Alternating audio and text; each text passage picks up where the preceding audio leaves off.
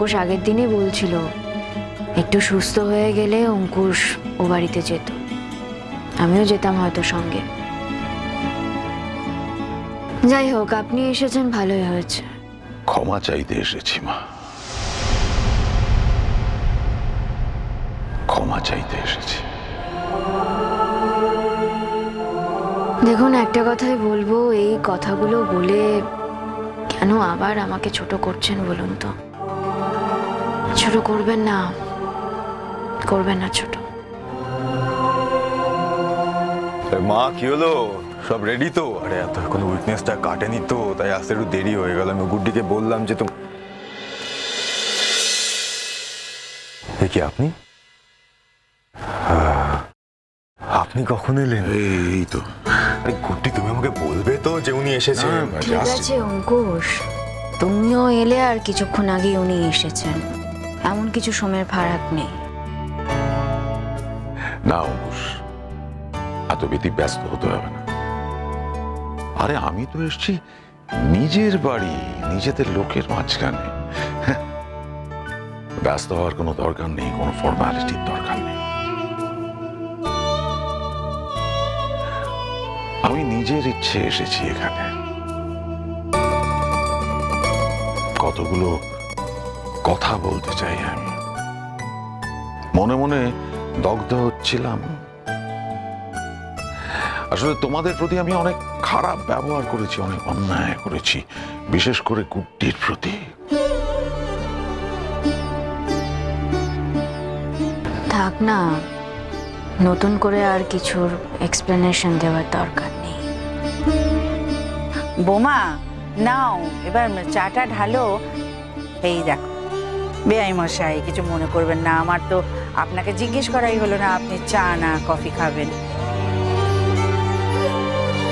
হ্যাঁ, ও মেজো বৌমা, যাও যাও যাও, বেআই মশাইয়ের জন্য একটু কফি করে আনো দেখি। না না না, একেবারে কাউকে কোথাও যেতে হবে না, আমি চা খেয়ে বেরিয়েছি। না না, বাড়িতে এসেছেন, কিছু খাবেন না তা তো হতে পারে না। আমি বরং একটু কফি বানিয়ে আনি, 5টা মিনিট দিন হয়ে যাবে। না না না, প্লিজ না, প্লিজ না, প্লিজ না। আরে আমি কি বাড়িতে নতুন কুটুম এলাম নাকি? হ্যাঁ, আমি তো নিজের লোকের কাছেই এসেছি। আমি বুঝতে পারছি এখনো তুমি আমাকে আপন মনে করতে পারছো না। আচ্ছা, কতবার এই একই কথা বলবে বলো তো? দেখো, মন থেকেই বলছি, তুমি এই বাড়িতে এসেছো, আমরা সবাই খুব খুশি হয়েছি। কখনো তো আমার কাছে আসোইনি তুমি। পুরনো কথা বাদ দাও না, ছেড়ে দাও। আসলে আমি আসতে পারিনি স্বইচ্ছায়। তারপরে আচ্ছা, আমার বলুন তো, আমি কোন মুখে আসবো? হ্যাঁ, যে ব্যবহারটা আপনাদের সঙ্গে করেছি, আসতে পারিনি আমি। একই কথা কেন বলছো আঙ্কেল? বললাম তো তুমি এসেছো, আমরা খুশি হয়েছি। কেন বলছো বলো তো বারবারই একই কথা, পুরনো কথাগুলো কেন বলছো? না গুড্ডি, আজকে আমায় তুমি বলতে দাও। যেন একটা ভারী বোঝা বুকের মধ্যে বয়ে বেড়াচ্ছি। আমি যে অন্যায় তোমার প্রতি করেছি তার প্রায়শ্চিত্ত হয় না, পুরোপুরি প্রায়শ্চিত্ত করা অসম্ভব, কিন্তু অন্তত তোমায় কথাগুলো বলতে পেলে অনেকটা হালকা হতে পারবো। শেষ বয়সে এসে শান্তিতে শান্তিতে পরপারে যেতে পারবো। সুতরাং আমায় কথাগুলো বলা দরকার। আমি কোন মুখে আসবো বলো তো তোমাদের এখানে? কি বলতে আসবো? আমি না মনে মনে ভাবছিলাম যে আসবো তো, কিন্তু কি বলবো? তারপরে মনে হলো যে আমি এসে কথা বললে তুমি কি বলতে পারো আমাকে। তবে ঠিক করলাম, আরে আমি তো অন্যায় করেছি, কথা শোনাটা তো আমার প্রাপ্য, সেটাও তো প্রায়শ্চিত্তের অঙ্গ। যা বলবে বলবে, যা খুশি তুমি বলতে পারো আমায় গুড্ডি, আমি মুখ বুজে সব সহ্য করব, সেটাই হবে আমার প্রায়শ্চিত্ত। না না, কেউ আপনাকে কিচ্ছু বলবে না। আচ্ছা, আপনি তো আমাকে একবার বলবেন, আমি নিজে গিয়ে নিয়ে আসতাম আপনাকে। দেখো, যতদিন হাঁটাচলা করতে পারি ততদিন আমি সুস্থ থাকবো। আর তাছাড়া তুমি নিজে এখনো সুস্থ নও। চলো, থ্যাংক ইউ। আসলে আমি নিজেই চলে এলাম, বুঝলেন। বাড়িতে কেউ কিছু জানে না, তারা কেউ জানে না আমি এখানে এসেছি। কাউকে কিছু বলে আসিনি আসলে। তা বেশ করেছেন, বেশ করেছেন। এরকম হঠাৎ করে দুমদাম চলে আসবেন দেখি আমার তো খুব ভালো লাগবে।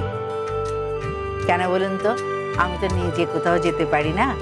আমার ছেলেমেয়েরা বলে, অনেক বলে, চলো এদিক যাই, চলো ওদিক যাই, কিন্তু বয়স হয়েছে, এখন আর ঘোরাঘুরি করতে ভালো লাগে না। আপনি এসেছেন, খুব ভালো হয়েছে। তবে এসেছেন যখন, তখন খাওয়া দাওয়া সেরে তবে কিন্তু যাবে। হ্যাঁ মা, একদম ঠিক বলেছো তুমি। না না, আজকে আপনি না খেয়ে এখান থেকে যেতেই পারবেন না। মা, আমি একটা কাজ করছি, বাজারে আমার কিছু লোকজন চেনাশোনা রয়েছে, ওদেরকে ফোন করে বলে দিচ্ছি। তুমি বলো কি কি আনতে হবে, গুড্ডি একটু বলে দাও আমাকে। শাকসবজি যা লাগে সব বাড়ির জন্য দিয়ে যাবে, একবারে সুন্দর করে রান্না বান্না করো। আপনি এখানে না। আপনি খেয়ে যাবেন। বাবা, আমি আরেকদিন এসে খাবো। না, আজকে আসলে আমি কতগুলো কথা বলতে এসেছি। কথাগুলো না বলতে পারলে না আমার শান্তি হচ্ছে না। মনে মনে দগ্ধ হচ্ছি এ কদিন ধরে। তোমাদের সকলের সঙ্গে আমি বড় খারাপ ব্যবহার করেছি, অন্যায় করেছি তোমাদের প্রতি। বিশেষ করে গুড্ডির প্রতি অনেক খারাপ কথা বলেছি। কি হচ্ছেটা কি আবার? না, আমার এই কথাগুলো বলা দরকার না। আসলে এই পাপ বোধটা আমার মনের উপর বোঝা হয়ে আছে। আমি একটু হালকা হতে চাই। আচ্ছা, আমি আপনাকে একটা কথা বলি, চাটা কিন্তু ঠান্ডা হয়ে যাচ্ছে। আপনি চাটা আগে খান তো, তারপরে বাকি কথা হবে। আপনি বলেছেন একবার চা খেয়েছেন, কোনো অসুবিধা নেই, চা যে কোনো সময় আর একবার খাওয়া যায়। চা খান। বৌমা, অমি যে বৌমা, কি গো দাঁড়িয়ে আছো তোমরা? ওনাকে চাটা দাও। আপনি বসুন না, হ্যাঁ, আমিও হেল্প করছি তোমাকে।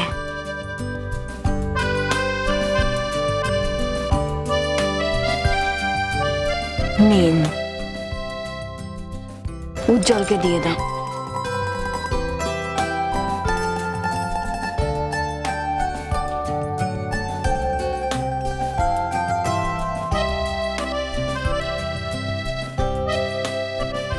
হ্যাঁ বেআই মশাই এসেছেন তো, খুব ভালো, খুব আনন্দ হয়েছে আমাদের। কিন্তু একা কেন? হ্যাঁ, গিন্নিকে কেন আনেননি? তাকে বাড়িতে রেখে নিজে একা একা ঘুরে বেড়াচ্ছেন, সে যখন জানতে পাবে না তখন মজা টের পাবেন। হ্যাঁ, সেটাই। আসলে কদিন হলো বাড়িতে নেই, ওর বাপের বাড়ি গেছে আসলে। সেই জন্য, না হলে সঙ্গে নিয়ে আসতাম। ও তাই বুঝি। আচ্ছা আচ্ছা, তুমি যা করার করো, আমি বরং ডিউটিটা সেরে আসি। না মানে এখানে তো শুয়ে বসেই কাটিয়ে দিচ্ছিলাম, ওই বাজারটা করতে আমার দারুণ লাগছে। দেখে আসি ভালো মন্দ কি পাই, সব তুলে নিয়ে আসবো। হ্যাঁ, আমি যাই তোমার সঙ্গে, আমিও যাই। তুমি না, বেলা বেড়ে গেছে, রোদ তো খুব কড়া, গায়ের রং কালো হয়ে যাবে। তুমি থাক। দেখেছো মা, দেখেছো? হ্যাঁ, সকলের সামনে আমাকে কিরকম হাঁটা করছে, আমার গায়ের রং চাপা বলে।